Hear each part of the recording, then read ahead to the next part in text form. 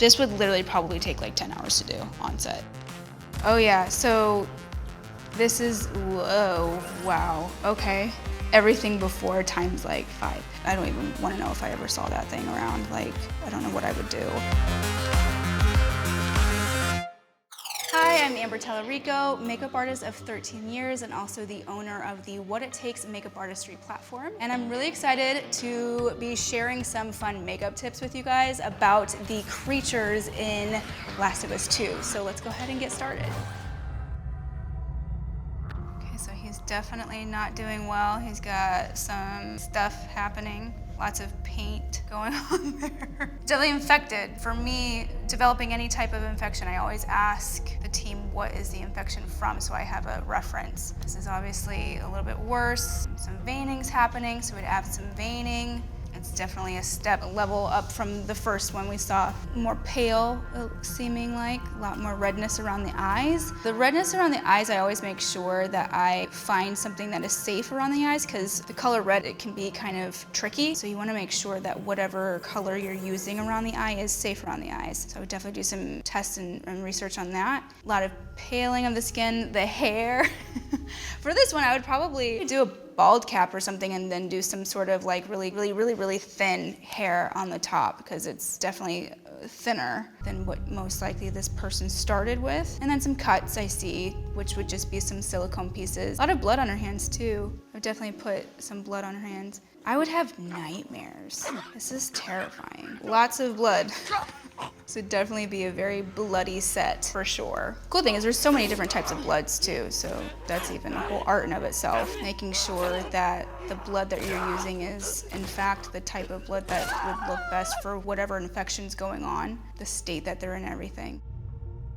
Yikes. So this is definitely a lot of prosthetic pieces for sure. Definitely a bald cap is happening with some added prosthetic pieces. You got a prosthetic piece over her eye that you would put on for sure to make it look like that closed look. A ton of paint. Something like this requires quite a bit of paint because there's so many intricate parts of the prosthetic piece, and what she has going on here, the lip part where her teeth are exposed. There's some cool tricks that you can do. I don't know what they're called, but it's just like little pieces that can go in the mouth that you essentially put on before the prosthetic, and then you put the prosthetic on top of that, and her hair is a mess. So that would be something to add, or his, I don't know, their hair is a mess for sure. There's a shoulder thing going on. It looks like it'd be a full body deal where you would probably be putting different prosthetic pieces like in different areas.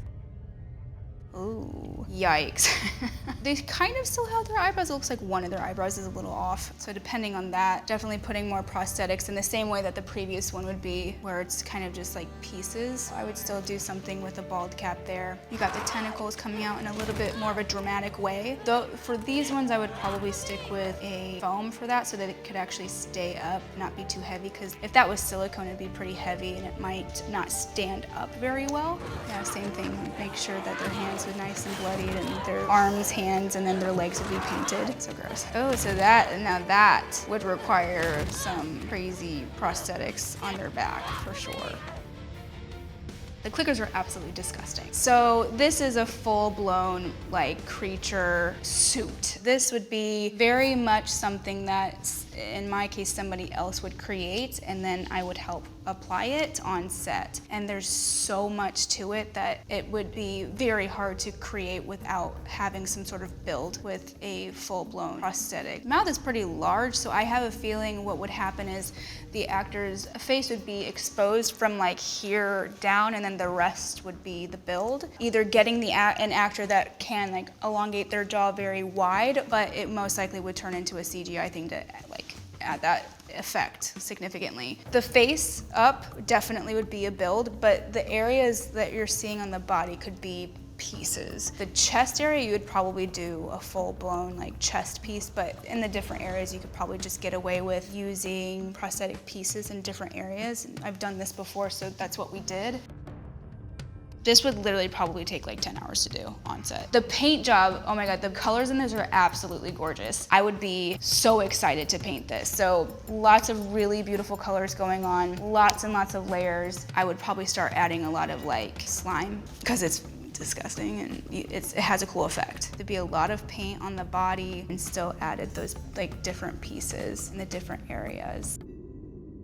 When you sculpt something like this, when you have those like really, really thin areas that are like lines, the only way that that can really be seen is if you really make sure that you emphasize those deep areas, the deep lines with color, or else sometimes it can get lost. So it'd be a very intricate, with all of them, but with this one particularly, the texture is both in the sculpt of the prosthetic as well as the paint job, because it's very, very intricate details, but sometimes that can get lost if you don't paint it correctly. Oh yeah, so this is, whoa, wow, okay. Everything before times like 5. A lot of slime is what I'm seeing, so I would definitely be adding a lot of that, like super slime. It looks like there's hairs. So I would find a material that you could actually do like a hair punching thing into the prosthetic piece in the different areas and still actually be seen. So you want something that's thicker than actual like hair. Yeah, that's so gross. This would be a bodysuit though. Depending on the process that you want to go through and the budget and everything like that, it could potentially be just like an actual suit. You can actually create different vacuum forms, and it goes like on the actor with vacuum forms.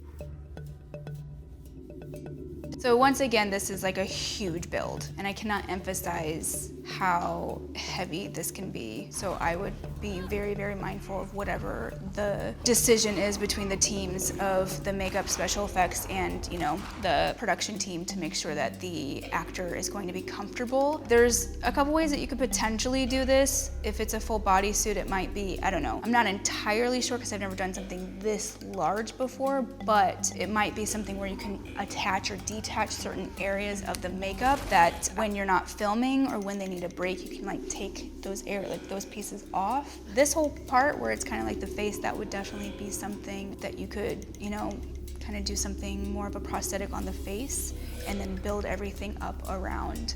You could potentially, depending on the actor and the build of the actor, you might be able to put prosthetics and actually glue them, but it would be a very long process to put it on and to take it off, to be quite honest.